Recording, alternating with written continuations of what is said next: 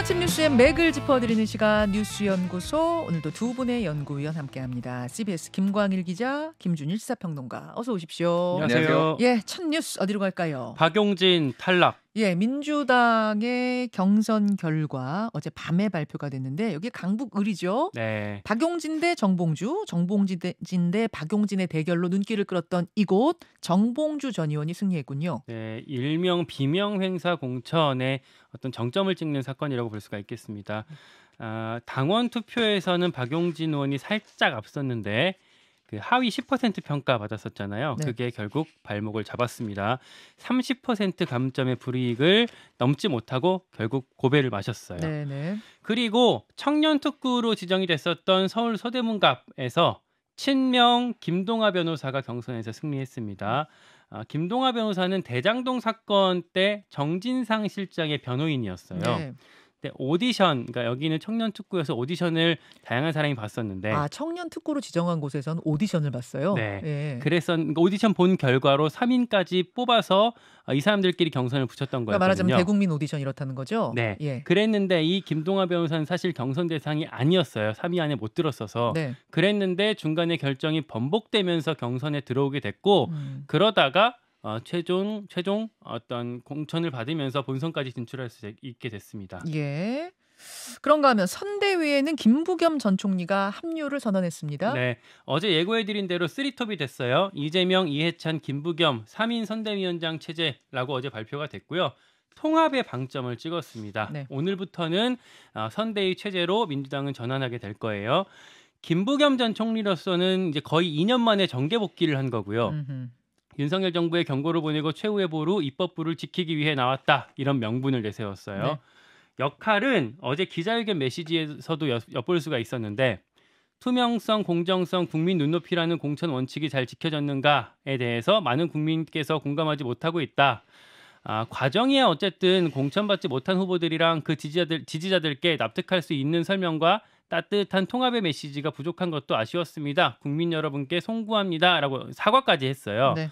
그러니까 이재명 대표랑 살짝 결이 다른 어떤 쓴소리를 내면서 일종의 국합, 배드캅 이런 전략을 구사할 걸로 보이고요. 네. 앞으로는 수도권 중도 성향 스윙 보터들한테 대중 연설하면서 이렇게 일종의 호소하는 역할 맡을 거라고 하더라고요. 예. 한 50개 지역 정도 돌게 될 거다라고 추산하고 있습니다. 친문, 친명 이런 말들 스스로 내버리자. 어제 이렇게 얘기하면서 이제 통합의 선대위원장이 되겠다. 다만 어제 뭔 얘기를 했냐면 민주당의 한 구성원으로서 민주당의 가치와 역할 이런 얘기 민주당 얘기를 한참 했어요. 네네. 이게 뭐냐고 제가 측근한테 물어봤는데 일부러 그랬다고 하더라고요. 그러니까 이재명 대표 얘기를 살짝 안 하면서 그러니까 내가 이재명 때문에 온 게 아니라 민주당 때문에 온 거다라는 걸 애둘러서 표현한 거라고 합니다. 계속 이런 식으로 목소리를 낼 것 같아요. 예, 중도 표심 확장을 위해서 김부겸 전 대표가 큰 역할을 해줄 것이다. 이런 기대를 이제 민주당이 걸고 있는 것 같은데 김준일 평론가 일이 굉장히 많아요. 하루 사이에도 쭉 짤막짤막하게 정리했습니다. 어떤 부분 주목하셨어요? 그러니까 민주당의 이제 구심력과 원심력이 동시에 조금 작동했다 이렇게 보는 것 같습니다. 이제 네. 원심력이라고 하면은 지지층들이 좀 떨어져 나갈 만한 상황. 이거는 어제도 이제 예고가 됐지만은 박용진 의원의 탈락 이게 네. 이제 많은 사람들이 좀 납득하지 못하는 상황. 그러니까 최초에 이제 30% 감산, 그러니까 감점 이거부터 이제 좀 불공정했다 이런 인식이 있을 것 같고 또 하나는 이제 그 서대문 갑의 그 김동아 후보가 이거 된 과정 자체가 네. 이게 좀 비판이 많아요. 무슨 얘기냐면은 여기가 이제 청년들 이제 전략 공천하는 데였거든요. 그래서 이제 경선에 붙인 거예요. 근데 성치훈 전 청와대 행정관 같은 경우에는 과거 이제 안희정 충남지사가 재판받을 때 김지은 씨 이제 미투 관련해서 재판받을 때 그때 이제 증인으로 안희정 측의 증인으로 나왔다. 이게 이제 소위 말해서 문제가 된 거예요. 그러니까 2차 가해 논란에 휩싸였죠. 예. 근데 이거를 몰랐느냐? 다 알았다라는 거예요. 어허. 이미 경선 과정에 다 알았어요. 네. 근데 갑자기 이제 여성단체나 이쪽에서 성명을 발표하니까 성치훈을 날려버리고 김동아가 올라갔는데 김동아는 얘기했듯이 김동아 변호사는 이제 대장동 변호사였고 결과적으로 보면 이 과정 자체가 그럼 왜 애시당 초 컷오프를 안 했느냐. 그러니까 이거는 결과적으로 보면 김동아 변호사가 이제 대장동 변호사고 뭐 이러다 보니까 이게 이제 친명 쪽으로 이제 결국은 이렇게 된 거 아니냐 이제 뭐 이런 논란들이 이제 결과적으로 이제 불거진 거죠. 예. 여기에 이제 3선이었던 전해수 구원, 광진갑의 전해수 구원이 어제 탈당까지 선언을 했습니다. 그래서 이제 이재명 대표에 대해서 좀 강하게 비판을 했어요. 여러 의원이 경선에 패배했는데 이 대표는 위로의 말은커녕 혁신의 대상으로 낙인 찍고 조롱했다. 소금을 뿌렸다. 이렇게 해서 굉장히 이제 내상이 깊다. 상처를 입었다라는 건데 이재명 대표의 어떤 리더십이 이제 지적을 받았다라고 보면 될 것 같고 반대로 이제 구심력이 작동을 한 거는 민주당의 위기 지금 최근에 이제 당 지지율이라든지 이런 것들을 봤을 때 위기라고 보고 김부겸 뭐 이를테면 임종석 그리고 이제 고민정 최고위원도 최고위원의 이제 복귀 뭐 이런 것들이 지지층을 좀 결집할 수 있는 상황인 것 같습니다. 그래서 고민정 최고위원은 어제 최고위원회에 참석을 한 거죠. 복귀해서 아예 참석까지 한 거고 임종석 전 실장 같은 경우는 SNS를 통해서 민주당의 화합을 강조했고 그렇죠. 그리고 김부겸 전 총리가 선대위원장으로 합류했고 이런 건 이제 구심력으로 작용한 거다. 그래서 이제 뭐 뒤에 좀 한동훈 비대위원장 얘기를 하겠지만은 지금 민주당은 쓰리톱 체제로 지금 가는 거고 뭐 이제 한동훈 비대위원장은 그거에 대해서 그 이재명 대표는 재판 받으니까 선거 지휘하기 힘드니까 그런 것 아니냐라는 건데 한동훈의 인기와 이제 개인적인 인기를 좀 강조하려는 국민의힘과 좀 물량전으로 좀 이게 스피커를 다양화하려는 이제 민주당의 이제 전략들이 좀 부딪히게 됐습니다. 박용진 의원 같은 경우에는 하위 10% 받을 때부터 주목을 받았잖아요, 사실은. 온 국민이 어떻게 되는 거야? 이 주목을 받았던 상황에서 결국 탈락을 했습니다.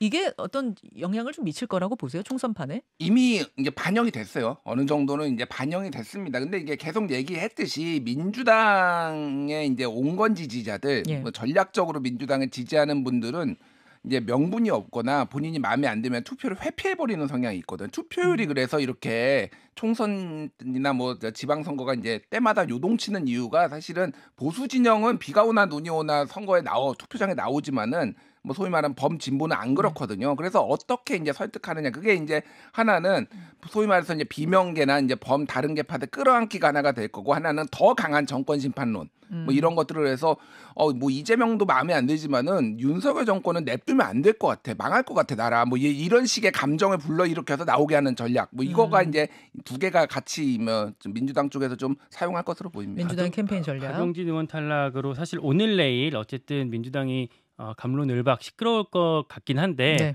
지금 말씀하신 것처럼 구심력도 동시에 작용하고 있거든요. 선대위 출범하고 임종석 실장 아까 말씀하신 대로 백의종군을 선언했어요. 그리고 이재명 대표 중심으로 좀 열심히 해야 되지 않겠냐라는 메시지를 냈고 고민정 최고위원 어제 복귀했고 이런 구심력도 민주당에서 계속 같이 끌고 가려고 하기 때문에 이 원심력과 구심력 사이의 어떤 긴장 관계를 오늘 내일 봐야 될 것 같습니다. 그리고 정권 심판론의 이슈들 여러 가지 이슈들을 동시에 꺼내고 있는 이렇게 지금 판이 돌아가고 있는 상황인 거죠.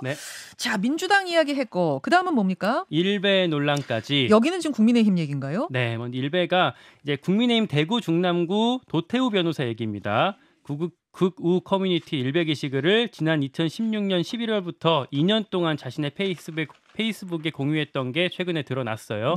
이게 국정농단 시절이거든요. 태블릿 PC 부정하거나 박근혜 전 대통령 무죄 주장하는 일베 글을 자신의 페이스북에 공유한 건데 안 그래도 도태우 후보는 이제 5.18 광주 민주화 운동 폄훼하는 발언 알려져서 논란이었는데 새롭게 하나가 더 터진 셈입니다.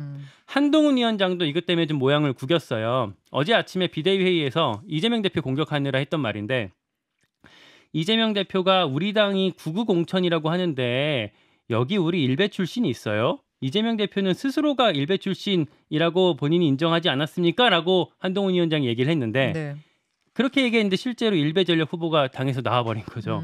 그러다 보니까 한동훈 위원장 어제 오후에 일산에서 선거 유세할 때는 이게 좀 민망했는지 기자들 질문 자체를 안 받았습니다. 그리고 나서 비공개 비대위 회의에서 이 도태우 변호사에 대해 재검토를 지시했다면서요. 그러니까 비공개 회의에서 비대위원들 사이에서 이게 좀 문제 있지 않느냐라는 우려가 좀 나왔고요. 그 이후에 한동훈 위원장이 언론에 공지를 했던 게 공천관리위원회에 도태우 후보 과거 발언 전반에 대해서 국민 눈높이에 맞는 면밀한 재검토를 요청했습니다라고 공지를 때린 거였어요. 공관위에다가 그러니까 비대위가 공관위에다가 요청하는 모양새군요. 그렇습니다.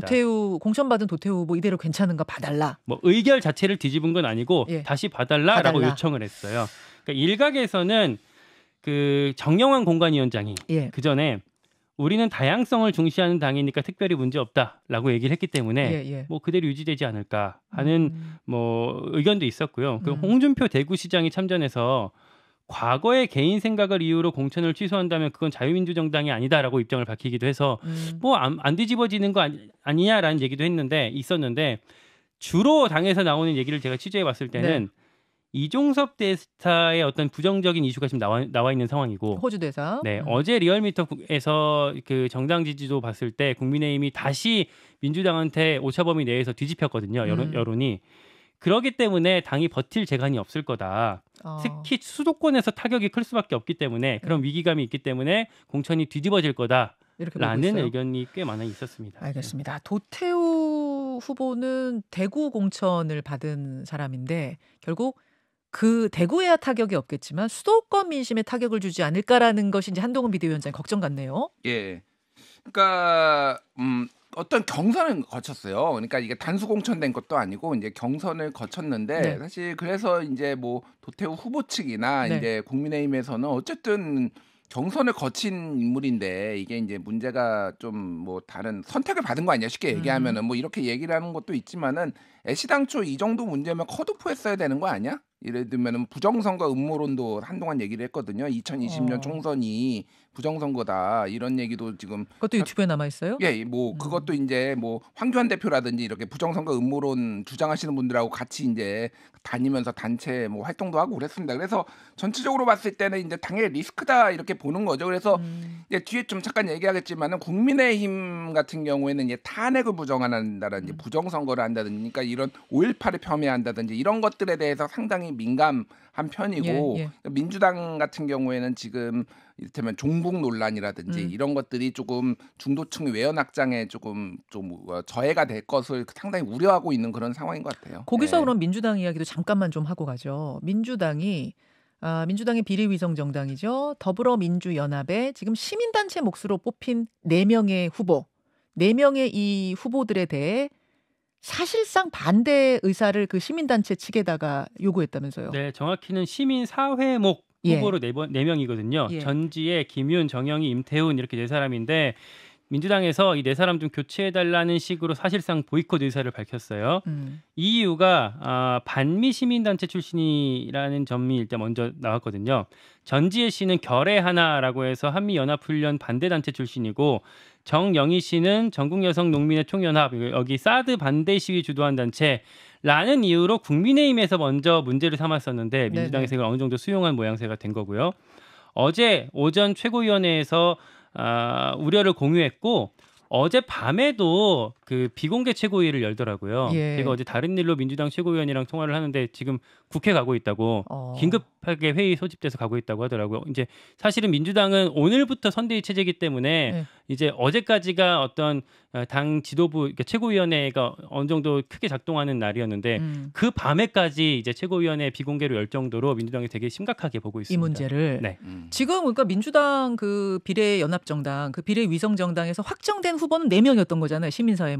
그렇죠. 근데 그 4명을 다시 봐라. 사실상 거부. 그러니까 이제 433 정도로 보시면 될 것 같아요. 그러니까 시민사회가 4명, 그리고 진보당 3명, 뭐 새진보연합 3명 정도 하고 나머지부터 이제 민주당이 이제 추천을 하는 건데, 그러니까 민주당이 우려하는 게 그런 거죠. 지금 안 그래도 진보당이 들어와가지고 소위 말해서 통진당, 뭐 이제 종북 세력 이런 공북은 이제 국회에 들어오는 거를 터줬다. 뭐 이런 식의 이제 국민의힘의 공격을 받고 있는데 너무 센 색채들, 뭐 이런 분들이 좀 뭐 전진 배치되는 게 조금 부담스러운 건데, 그러니까 2020년하고 그때 더불어시민당 그때도 이제 시민사회 공천이 10번까지는 시민사회 공천이었고 11번부터 민주당이 공천한 건데.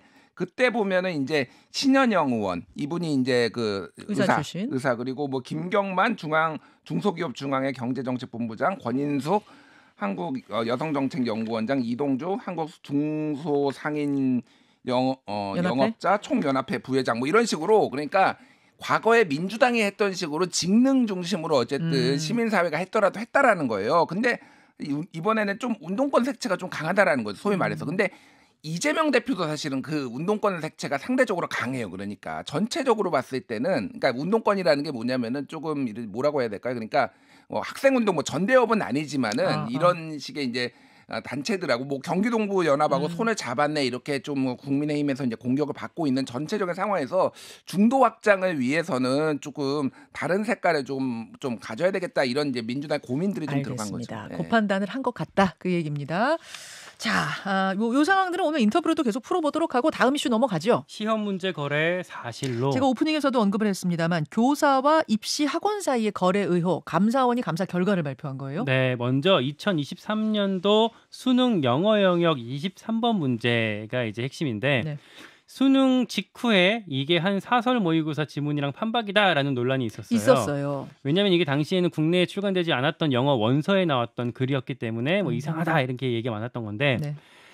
그 일종의 사교육 카르텔이 작용한 거 아니냐까지 나온 상태에서 감사원에서 감사를 했는데 실제 거래가 있었다라고 판단을 내렸습니다. 어떤 식으로 그 메커니즘이 흘러갔다고 해요? 이 수능 문제가 예. 어떤 고등학교 교사가 EBS 교재에 실으려고 했던 지문을 네.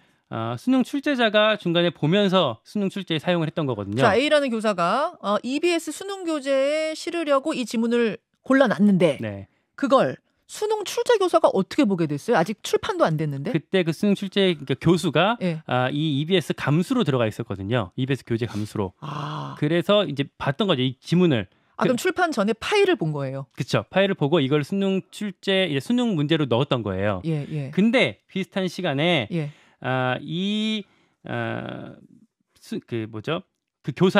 그 교사랑 친한 지인이 네네. 유명 학원 강사한테 같은 지문을 넘긴 겁니다. 아, 이제 이해가 됐네요. 수능 출제하는 교수가 EBS에서 문제 내는 거는 이건 오케이예요. 네. 지금 뭐 연계된다고 다 나오는 거니까 그건 오케이인데 문제는 이 교사의 지인이 이것을 학원에 넘긴 게 문제가 되는 건가요? 그게 첫 번째 문제고 사실은 수능 그 출제자가 EBS 감수 들어갈 때는 이거 보안 서약을 해갖고 이거 딴 데다 뭘 하지 않겠다라고 이제 서약을 하는데 그걸 또 수능에 활용했던 것도 문제가 되기는 합니다만 어쨌든 이 말씀하신 것처럼 학원 강사한테 넘겼다라는 게 그 이제 그 교사 지인이 넘겼다라는 게 제일 큰 문제가 되는 거고 이게 수능 출제자랑 학원 강사 간의 유착 관계가 드러난 건 아니에요. 아직. 출제 교수와 그러니까 출제자와 학원 강사 간의 유착 관계는 아니고 그건 모르고 명확하게 드러난 건 아닌데 감사원에서는 유착 관계가 있었을 개연성이 있다라고 해서 경찰청에 수사를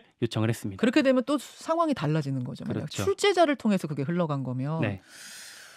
자, 김준일 평론가. 예. 지금 감사원이 적발한 게 현직 교사 27명 등 56명에 대해서 이제 수사를 요청을 했고 이게 조직적으로 움직였다라는 거예요. 한 조직을 35명의 현직 교원이 참여를 했고 20억 원 정도를 받아가지고 다 나눠 가졌다라는 겁니다. 그러니까 이게 지금 수능에 직접 출제된 거는 그렇지만은 주로 EBS 교재에 집필에 참여를 하고 그게 시험 문제로 가고 이런 식으로 이게 일타 강사로 유명해지고 뭐 이런 식으로 이제 서로 공생 관계를 했다라고 하면은 전반적으로 좀 시험 문제에 대해서 특히 이제 수능에 대해서 좀 신뢰도가 좀 많이 하락할 것 같다. 그래서 이거에 대책이 좀 필요하겠다 이렇게 말씀드렸습니다. 지금 사례를 한 사례만 소개해 주셨는데 사례도 좀 다양하더라고 보니까요. 예, 자기가 문제를 학원에 팔고 그걸 또 내신 시험에 내고 그 내신은 다 대학 입시랑 연결되는 건데.